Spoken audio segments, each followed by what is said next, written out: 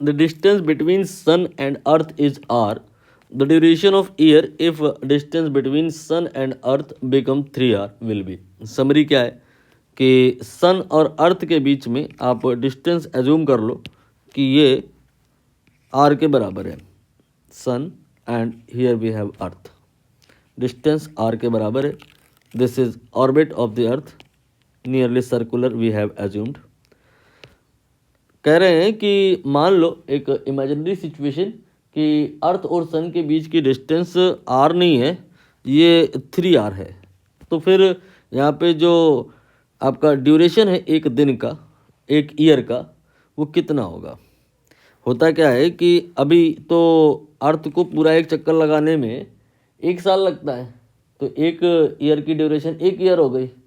लेकिन जब ये डिस्टेंस चेंज हो जाएगी और अर्थ यहाँ पे ना हो कर के यहाँ पे कहीं पे माना जाएगा, तो ये डिस्टेंस जब चेंज हो जाएगी, टोटल डिस्टेंस आपकी ये 3 आर हो जाएगी, या यू कैन से E1 E2 के बीच की डिस्टेंस 2 आर हो जाएगी.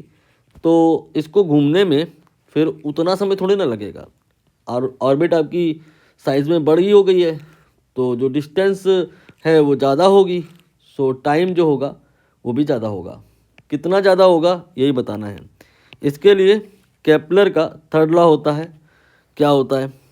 वो ये कहता है कि जो टी होता है ना, वो नहीं, उसका स्क्वायर वो ऑर्बिट की जो रेडियस होती है आर, उसकी पावर 3 के डायरेक्टली प्रोपोर्शनल होता है.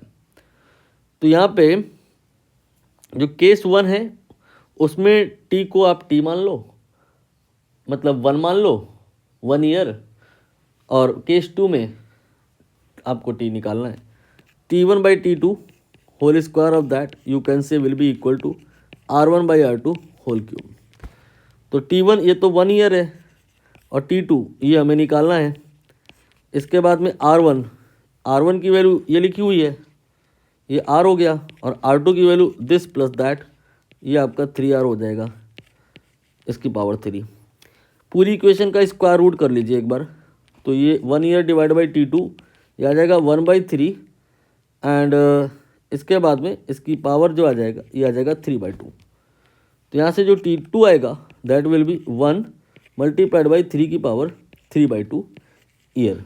3 की पावर 3/2 कैन बी रिटन 3 की पावर 1 मल्टीप्लाइड बाई 3 की power 1/2, so it will be 3√3 year. तो 1 साल दैट टाइम 1 साल का नहीं रहेगा, वो 3√3 ईयर का होने लगेगा. Time period then will be 3√3.